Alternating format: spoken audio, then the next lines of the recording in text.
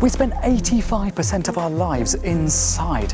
But have you ever stopped to think how the design of a building is affecting you? Architecture can change the way you feel, the way you behave. It can even change the brain. That feels weird already. Architects are impacting the structure of my brain, but they're not taking into consideration how. Are we so obsessed with shiny icons that we've stopped thinking about the people inside them? That is absolute nonsense. We're all architects and we all live in the real world. It's time to rethink our relationship with the most important buildings in our life. The places where we work, where we live, and where we play. In this programme, I'm going to look at where we work. Our workplaces, factories, schools or offices should inspire us, motivate us, and bring out the best of our abilities. But are these spaces doing just the opposite? My first visit to this building was somewhat, oh no, do I have to work in a place like this? I'm going to prove the link between the design of a space and how it makes us behave. I think they're driving him mad. Whee! Is it possible to design a workplace that could make us happy and more productive? It is really joyful.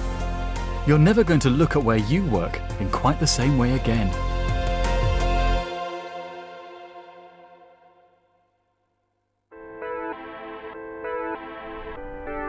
Today, the UK's most famous architectural icons are office buildings. Brilliant architecture should inspire us, bring out the best of our potential while we work. But what are our workspaces actually doing to us? Have we become obsessed with what buildings look like on the outside and forgotten about the people on the inside?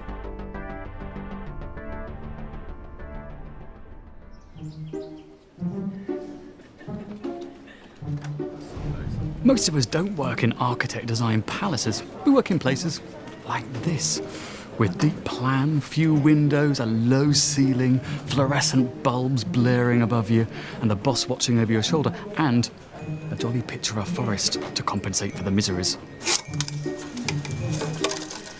We now accept open-plan office spaces as the norm because they're cost-effective and supposedly create a sense of equality and togetherness. But how does an open-plan design really affect us? Dr. Jack Lewis is a neuroscientist. I think open-plan offices were designed with the idea in mind that people can move around and interact freely, and that should promote creativity and better problem-solving strategies. But of course, distractions that you want, that you choose to use, are great. But if you're just getting into the work you're doing, you're starting to make progress, and then a phone goes off in the background, it actually ruins your ability to focus on what you're doing. We're here to test how easily you're distracted. We're going to see what's going on inside that brain of yours. Not much. I doubt that. I've got a deadline. I must write a newspaper column, and I must do it now. This headwear isn't my thinking hat. It's an EEG cap. And while I get down to some work, Jack wants to see how good my brain is at coping with everyday distractions in an open-plan office. Hi there, Tom. It's Gabby. The green and blue colours denote quite low levels of activity. It basically means he's thinking and he's not distracted. Whenever external stimuli are being processed by the brain, distracting him from what he's doing, that's when you get these bands of red. So there's a conversation going on over here, even though he's probably not really aware that it's there. You can see the responses in the brain nonetheless. Ah, right. It's quietened down a bit. Maybe I can get some work done now. Hang on. Who are this lot? Looks like Dr. Jack's invited some friends along. So is everyone else okay with that? Because I'm really not okay with what we were just told. I'm not saying late again tonight. No way. So, well, you're going to talk to Darren now? No, I'm saying we all should. We all should. Because it's an emotional subject matter. It's impossible not to react to it. Go to the pub and arrange a meeting. Pub? Watch what happens when someone actually physically jolts him. Okay, watch this. You see that? No amount of mental effort will enable you to block that out. Anyone seen the key to my desk? Check those. I've got them. Oh, did you see the response to the keys? I think they're driving him mad. Hello. Gordon Bennett, when you were throwing those keys about. Oh, nice. Never thought of myself as a stylist before, but I've seen other people do it. I don't think I could ever work in an open plan office again. It's quite an impressive experience to actually see the direct effect that just even something as simple as someone talking on a telephone can have. The EEG shows how the design of spaces can stop our brains working. But is it possible that architecture could cause actual physical changes to our noggin? Here in California, they've been studying just that. We used to think that human beings were born with all the brain cells we'd ever have. But just a few years ago, one of the world's best neuroscientists, Professor Fred Gage, made a breathtaking discovery. Human adults can grow new brain cells. So this is our sterile environment where we keep the animals, and we're gowned. Since then, he's been looking at how environments affect the growth of our brain by studying mice, which share the same brain structure as humans. The development of animals living in basic conditions, So we're supplying water, food, and a certain amount of space proved for their health and safety. is compared to that of genetically identical mice living in more stimulating spaces. We will, on a regular basis, every couple days, take out these objects and put different ones in, move the water and the food in different locations, so you can enrich an environment not just by having it complex, but by changing it. But what does a stimulating environment and the increased brain activity actually do to their grey matter? So what are we looking at here in the result? So this is the part of the brain called the hippocampus, where new neurons are being born all the time in all mammalian species from mouse to human. The red colors corresponds to a newly being born cell, and these green ones were cells that were born 2 months earlier, but now have matured. And we can actually quantify this, and in some cases we've seen over a period of a month as much as 15% increase in volume. In a month, 15%? In a month. The key question then is, can you extend this to humans? I mean, what you see here, does this equate to humans as well? If we look at this slide, those correspond to blood vessels. And it turns out that the area where new neurons are being born is highly enriched in blood vessels. And you can measure that blood flow both in humans and in animals. And in the animal work, you can show that that corresponds to increases in the birth of these new neurons. So we extrapolate to the human work. That's quite fascinating, isn't it? It means that you're continually developing, that if you move in from different spaces to different spaces, different qualities of space, that your brain will change, it will shift. That's right. How much power then do you think architects have over us? Architects are impacting the structure of my brain by virtue of the designs that they're making, but they're not taking into consideration how. Neuroscientists and architects have to work together. Often science and art live in two different camps, and they don't communicate with each other. So we should be highly motivated to optimize our understanding about this so that we can build environments that optimize our performance, optimize our abilities, and that can happen. Having just seen what Dr. Gage has done, it's moved me. I don't get moved very easily, but I genuinely move because this is something that I know intuitively. I go and look at buildings all the time, and I feel differently in different buildings. But to see physical, scientific proof that architecture and environments change our brains and our bodies, it renders me speechless. It's incredible, incredible work.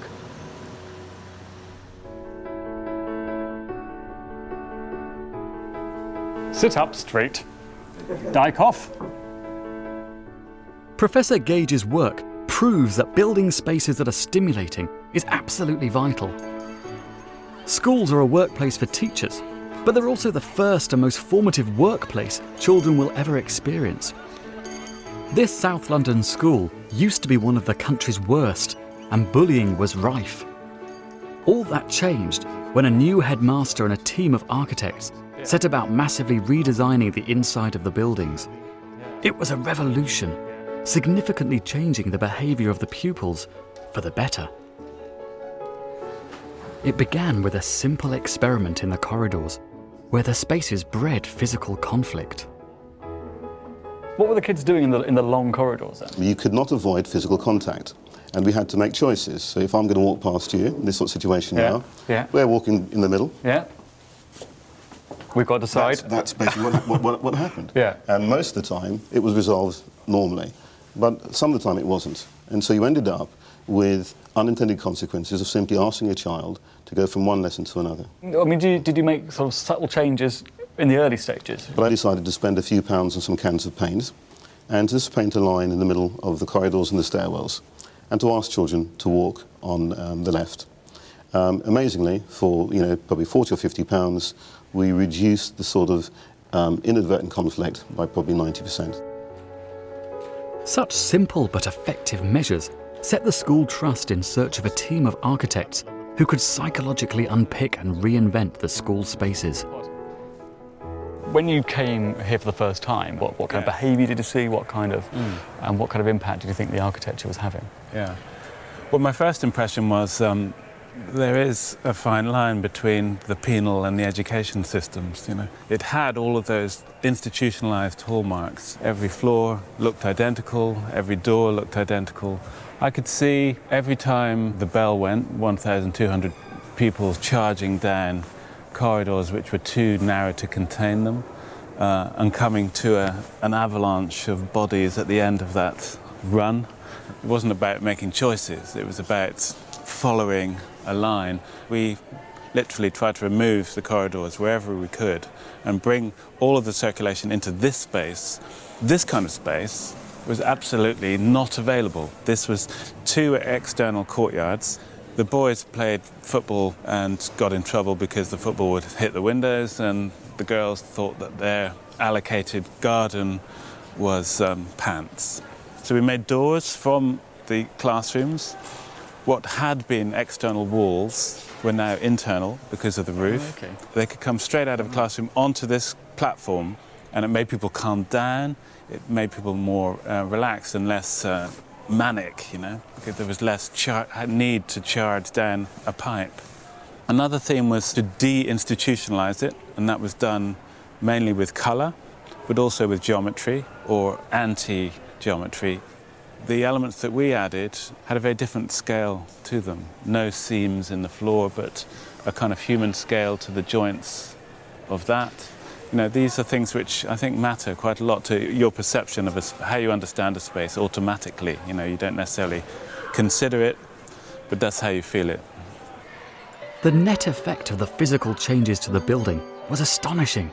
In just a few years, there was a 4-fold increase in pupils achieving at least 5 decent GCSEs, and exclusions were down from 280 a year to near 0.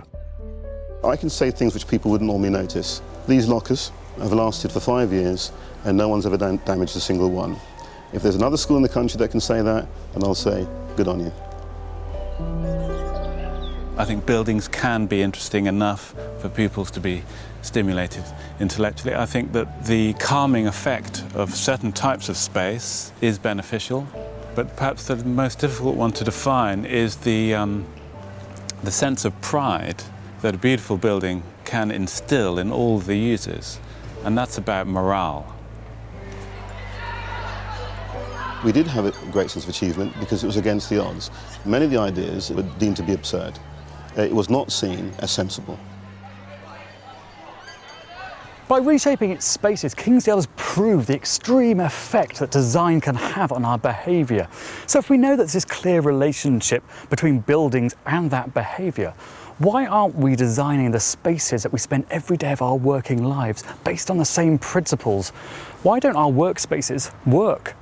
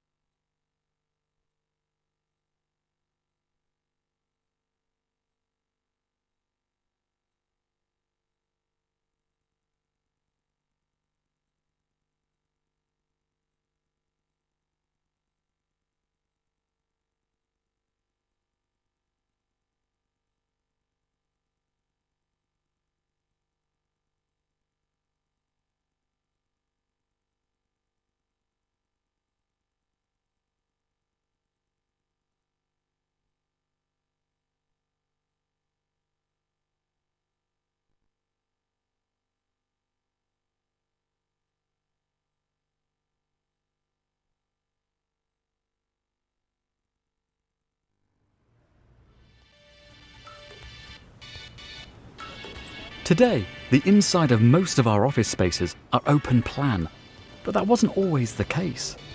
Until the end of the 1960s, Britons lived and worked in rooms. But that all changed when one architect designed a building that challenged every idea about what an office should be. Completed in 1975, the Willis Building in Ipswich was brilliant, both outside and in. It was designed by an emerging young architect called Norman Foster. Foster was in love with a new style of high-tech American architecture. Space frame technology that enabled the construction of big buildings using the least amount of materials possible. That technology inspired him to build this, the first true large-scale open-plan office in the UK. Between leaving school at 16 and starting to study architecture at 21, I'd experienced some pretty awful industrial environments and pretty awful working environments. And I just knew that it didn't have to be like that, that it could be better. The key to this building is its super strong steel and concrete frame, from which Foster could hang on one side his great exterior walls like a curtain of glass and keep the inside as column-free as possible. Foster believed these vast open spaces, basically big sheds, were the answer to all our problems. And that's all this building is, a series of hangar-like spaces stacked on top of one another.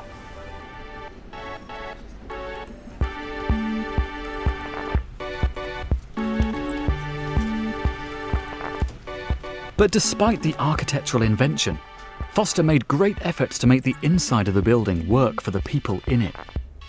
His innovations included reflective office ceilings which bounced light into the middle of the office space, and a huge rooftop staff restaurant. In its time, this building was breathtakingly radical. Britain had never seen an office built like this before, let alone one with sunny yellow walls, a rooftop garden, and a swimming pool.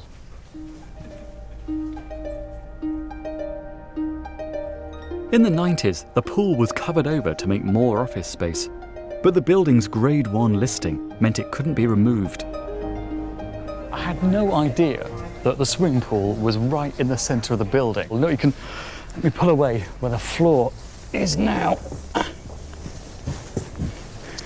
And you can see the old ceramic tiles. And even these, the green tiles with their non-slip surface.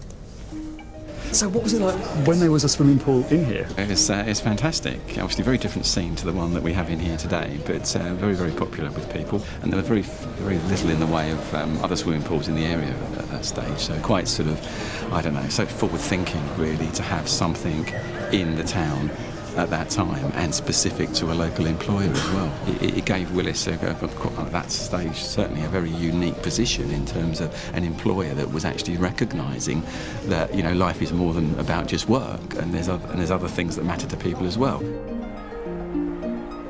This was an inspiring and stimulating place to work, and it gave the staff a genuine sense of community too. It was all about serious work and sociability. The idea that the workplace could be just a great place to go. This building was the template of Britain's offices for decades to come. Large, efficient, machine-like spaces. But while this building, with its social aims, treated its employees with respect, as open-plan shed-like spaces rolled out across the country, something changed. And it wasn't just the colour of the walls.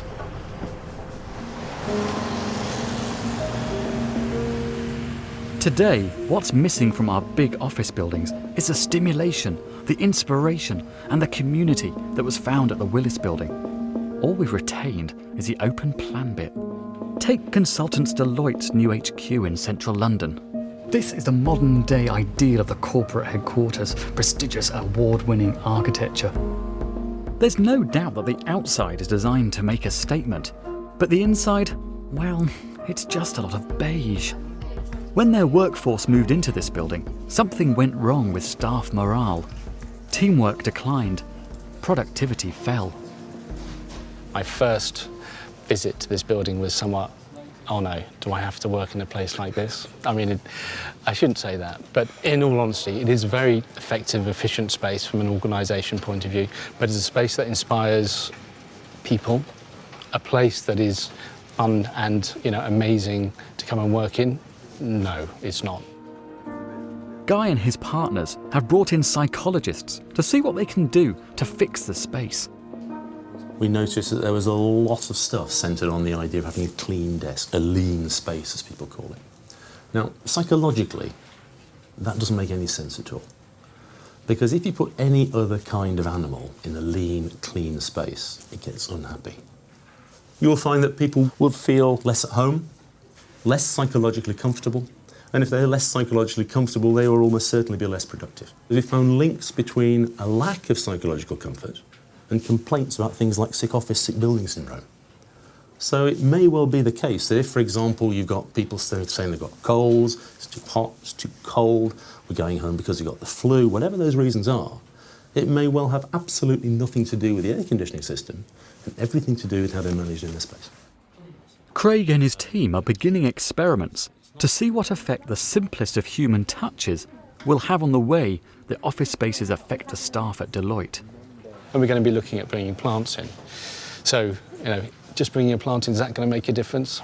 I mean, I have to admit, I don't believe it at this. It might do. There's a limit to what more Deloitte can do. Typically, they don't own the building, they lease it. And it's the developers that dictate the interior architecture before a building is let. So what was the brief for Rab Bennett, the architect of this building? When developers are looking for buildings and they don't have a tenant, which is most often the case, you have to kind of do something that's relatively bland that suits as many people as possible and offends the least number of people as possible. If you don't do something really custom made that's very special on the inside as well as the outside, you might offend so many tenants it stands empty for years, and that's no good to anyone. The direction that office space is beginning to go in should be better. So if architects were almost like craftsmen again, making things properly, doing good responsible work as a backdrop to the cities, I think people would buy that. But of course there are economic limits to how much you can challenge, because you might offend the market and then nobody rents the building, and that clearly isn't a job well done. If market forces are dictating the internal architecture of our office buildings, how has the pioneer of inspiring and stimulating open-plan buildings responded?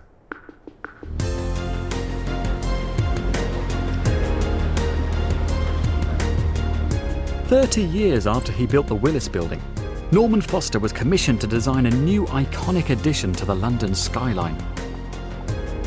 It was quickly dubbed the Gherkin, as its cucumboid form rose steadily above the City of London. Its 40 floors house 4,000 employees of several different companies, including Swiss Re, who originally commissioned the iconic building." With this building, did you intend to design an icon? No. I mean, this building is driven by, obviously, the desire to make a beautiful building. Like a potter, you've got a material, you've got an end functional objective. You're creating a vessel, you're creating something for people, but you want, intuitively, instinctively, behind every move, you want to do that in a way that's going to produce something that is beautiful. It may be a beautiful icon on the outside, but the inside is a shock. There's no sign of any of the stimulating, inspiring and playful spaces of the Willis building. You could be, well, anywhere. If the view wasn't there, Yes. what would this office be like? Very different. Very, very different. This whole building is about the views and the sense of space, and nothing you could put in its place. Are there things that you would want to improve? Are there things that could be better? I think that there's two things for me. One, I would have loved to have some additional facilities for staff in the building, or something where people, all different tenants can get together and get to know each other, because you do come in in the lobby and you go to your floor and you don't really mingle with any of the other tenants. Like Willis, the Gherkin does have a social space on the top of the building, but this isn't the staff canteen. It's a small, exclusive restaurant and bar that can only accommodate a tiny fraction of the building's users.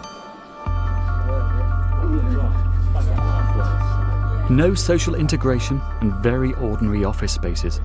Norman Foster was the original champion of vital ideas that made life in a space like this better. Where have they gone? come and meet some of your fans, right? These are some of your biggest fans. I they feel work I've here. been They set up. No, not at all. This is Emma. Come and meet Emma. Hi. This is Lord Foster. Hello. Nice to meet you. This is like a kind of reality TV, isn't it? She loves what they all love working in this, and they describe it as an icon. They look forward to coming here every I'm jealous. morning. I'd love to work. Do. But Right. we showed them some pictures. They didn't know about the Willis building, did you? We didn't, And you no. saw the one complaint that you had about this building was about the social aspect. That actually, to get to the top of the building, to go to the bar and so on, you have to book. Couldn't you pressurise Swiss Re to deliver the same kind of standard that you brought at Willis to the entire building, so that you do get this kind of social life? We did. And if it was a Swiss Re... But where did it go? Because it's not used by Swiss Re in its entirety, from the basement to the top floor, then obviously it's not going to have that free access.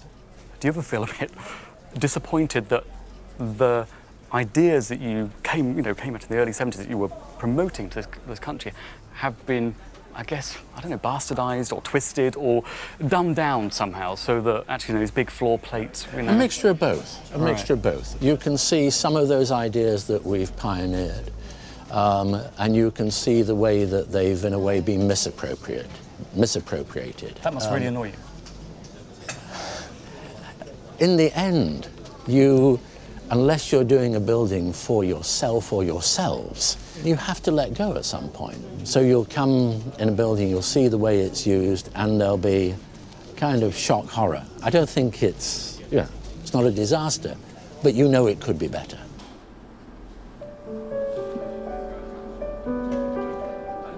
I don't really think it's enough for Lord Foster to say, what could I do about it? I really don't. If he can't change office culture, nobody else can. No other architect can challenge it. We in this country, we don't understand how broken our workplace culture is. And I think it's only by going into other cultures, other countries, other places, where, I don't know, there's much more emphasis on the individual worker and what they want. That's going to change the corporate culture and workplace culture. We've got to see other examples. And by doing that, you open up all our eyes into what is possible.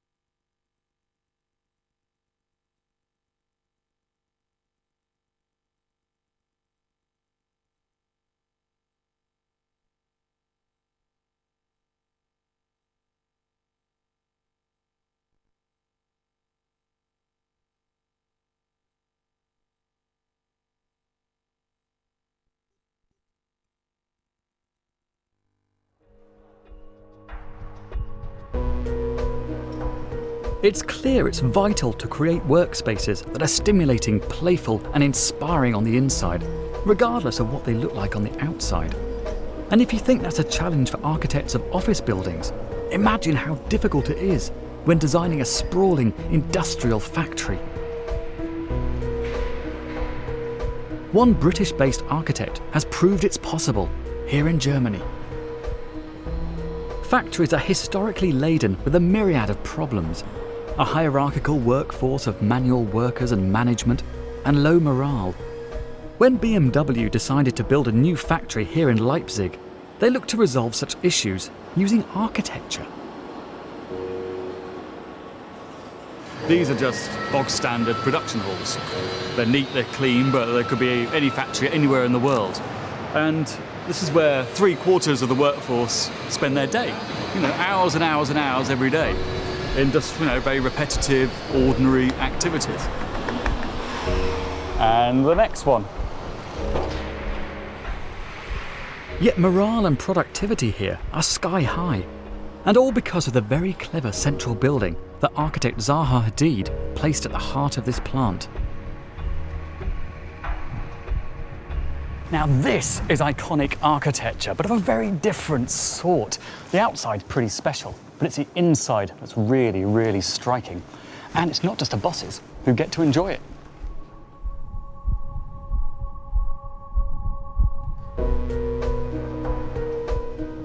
These futuristic, inspiring architectural ideas aren't just for fun. They actively break down hierarchy and unite the workers. The cars on the production line dreamily float through the admin sections, and this connects the office workers directly to the production process. The manufacturing staff are also a constant presence in the office, as their spaces overlap with the admin staff. The gym, locker rooms, the shared staff canteen are all in this main building. The architecture deliberately blurs the boundaries. There's no feeling of us and them here. The management is not in some sort of building in town and this factory is outside. They're all in the same building. And people always thought, it's going to smell of spray, but it never did. It was not noisy. And it really does celebrate the product, the end product. So it was, in a way, it's a kind of it's a 20th century project. It was about the car, it was about production, it was about the idea of kind of Fordism and mass production, but in this era, automated mass production. How do you think it feels for the office workers to see the car, the production line, come through the office? Personally, I think it's really interesting that the vehicles run through there and that they have a link to production. This company isn't just about office work. They can see what models we're building and how many of each. It's very forceful architecture. It's very forceful and strong and bold architecture. The building tells you where to go. Yeah, well, it does, yes. It does. Because it's also trying to create space through linear lines, as if to infinity and returning. And it has a kind of industrial quality to it. It's not a museum, it's an industrial space. Architecture was the key to this building. It gave BMW what it wanted, high productivity, but not at the expense of its workers. The design of the building has given the workforce unity and self-worth in an inspiring and beautiful place. If that's possible here, on a colossal industrial scale, then surely it's possible in an office.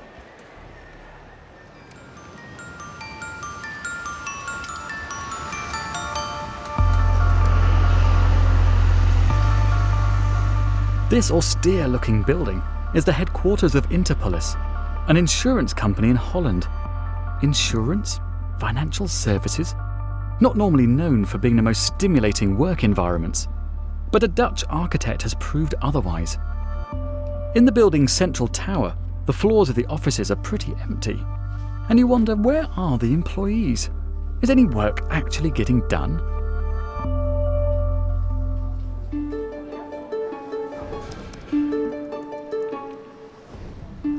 The architect, Erik Veldhoven, hasn't just given the staff of this building an inspiring space, he's also given them control.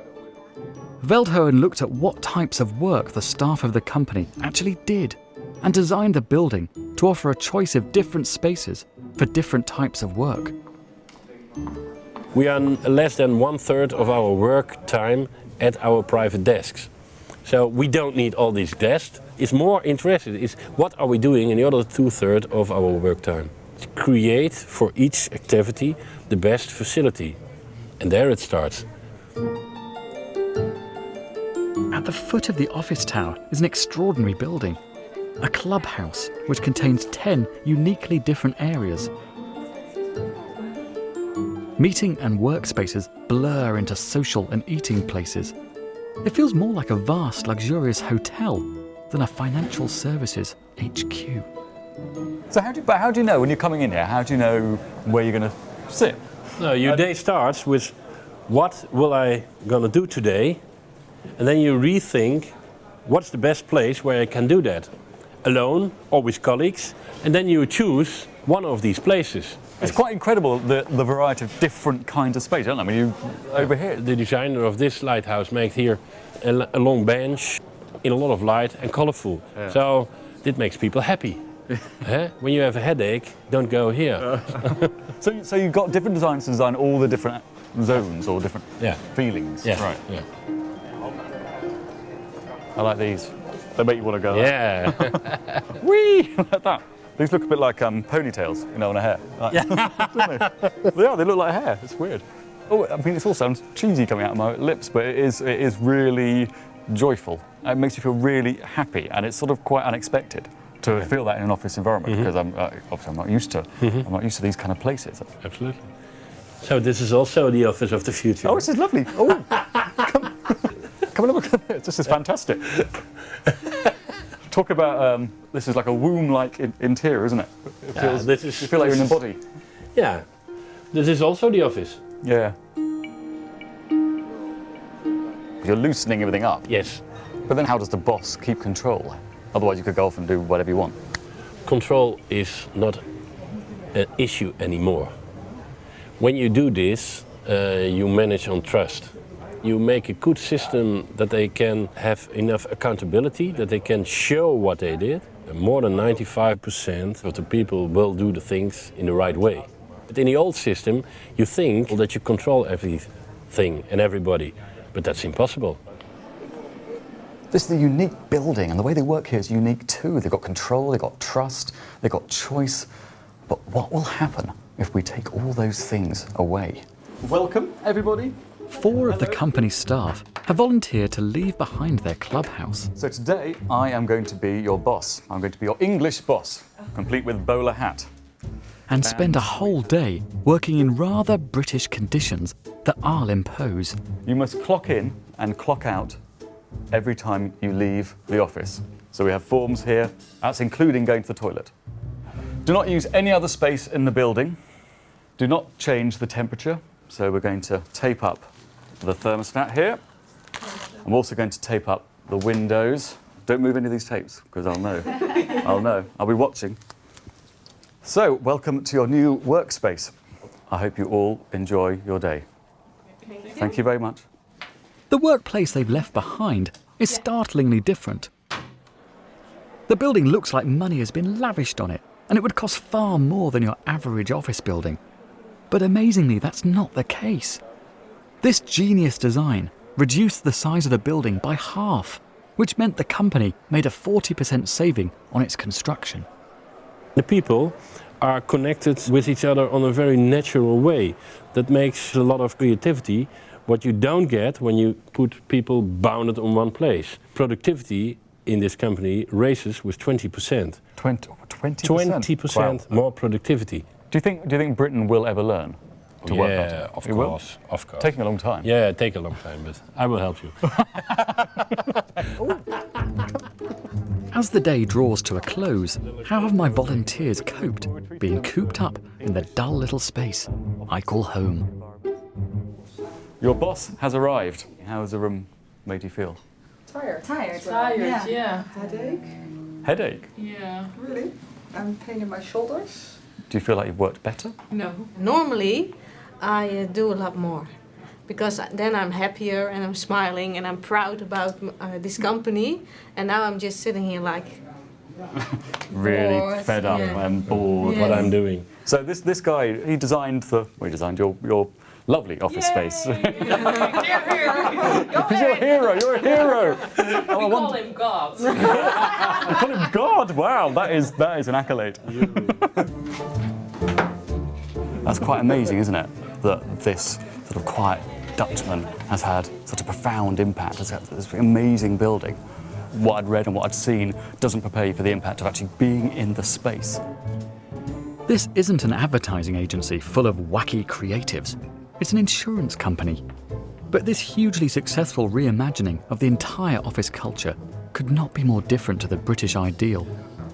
Back there at Deloitte, they're trying to achieve similar results just by using potted plants. I wonder if it's worked.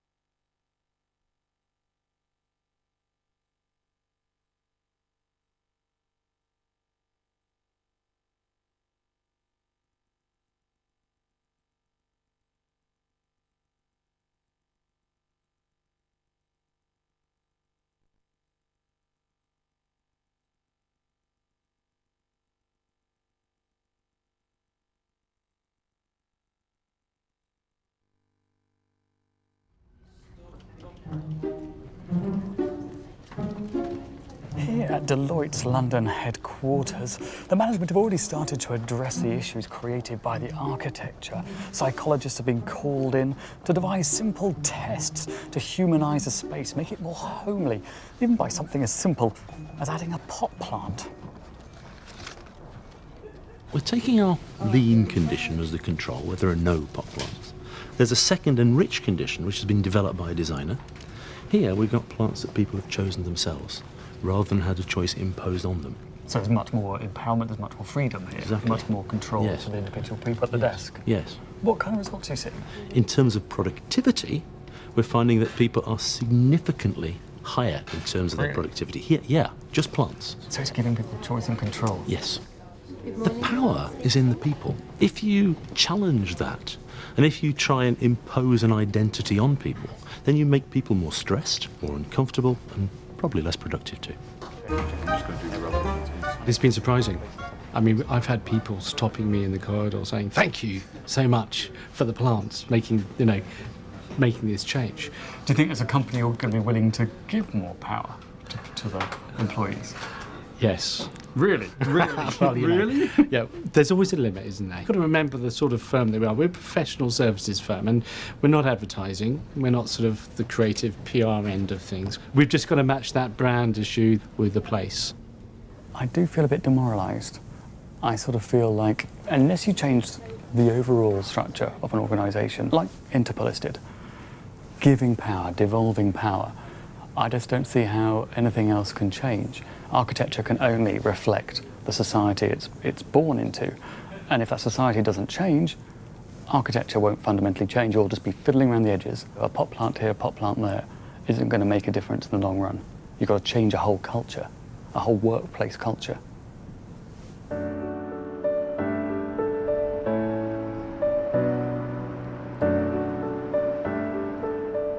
In the early 1970s, Britain faced a choice. Would we embrace American-style workplaces as championed by Norman Foster and all the architects that subsequently copied him? Or was there another way? If only British architects like Foster had looked to Europe instead of America back then, everything might have been so different. There's one building here in the Dutch town of Apeldoorn that pointed the way. Centraal Beheer, designed by the visionary architect Herman Hertzberger. Now this is the kind of building I think is a real icon of architecture. And this guy over here, he's the real superstar of architects. Do it, but they are waiting for us. Is Professor Hertzberger famous in China? Yeah. Wow, that is... Look at this, it's like being with Madonna or something. This building, a stack of perfect cubes on the outside, seems like it might be quite simple on the inside. In fact, the cubes create an intricate space. Just trying to find your way around this labyrinth can be confusing, but it's also incredibly stimulating to wander over the terraces and the tiers. It's the complete opposite of a bland, open-plan office.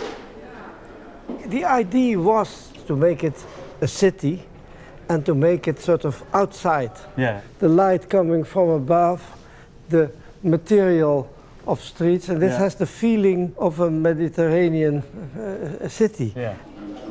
These workspaces have very low ceilings. Feels almost cozy, but they also encourage concentration. That's why operating tables have low ceilings above them as well. But when you want to break free from your desk and have a brainstorm, there are always balconies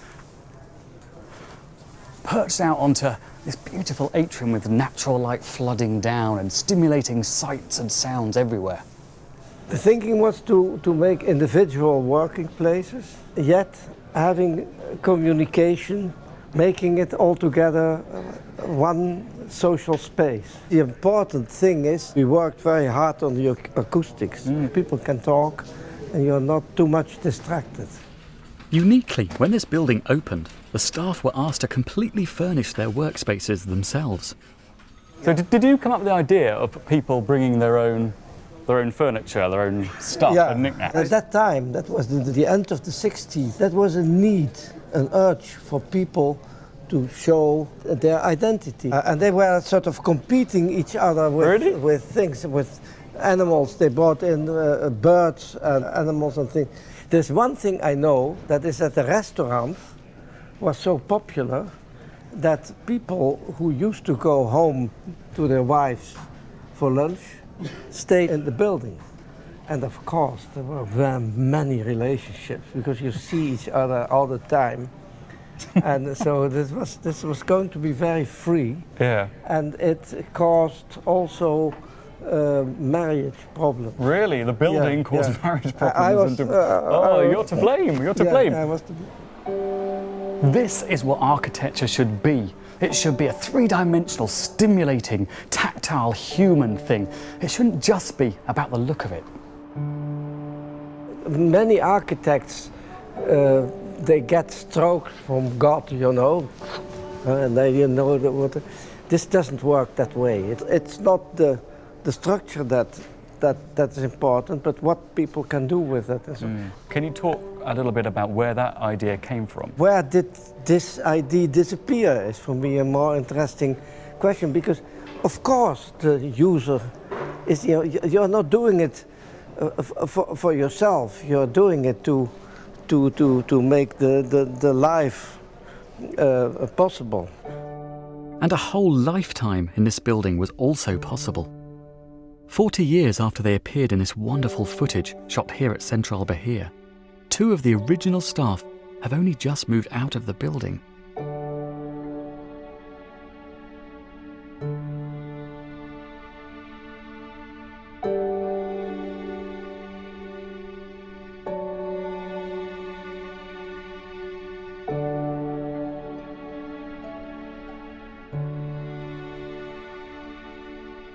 So did you love the building when you moved in? Yes. Yeah, directly. Directly. What did you love about it? What was it? It's nice. It is warm, like a living room. What did it feel like to move out, to not work here? Crying. Yeah. Did you Yeah. really? Yeah. Yeah. Part of It's your... like what you have with a birth. What is an navelstring? Oh, you're cutting the cord. Cutting Yeah. the cord. And this was also here. Wow.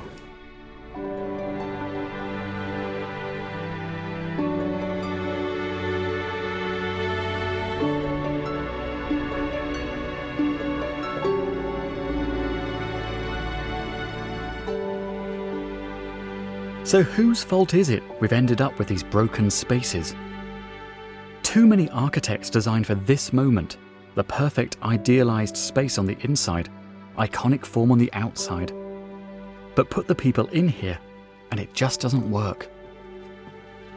Since the 80s, capitalism's forces into workplaces as controlling as prisons. And I could blame the architects, but they've just been weak, responding to market forces, designing shiny-skinned icons rotten to the core, like the Shard, next year's architectural event. But I blame you and me just as much. We've been too easily impressed by these glittering jewels, too happy to relinquish our freedoms to bosses who carry on building the same old stuff. If you're bored of the architecture in your life, take control of a building by designing a school with the Open University. Go to channel4.com/buildings and follow the links.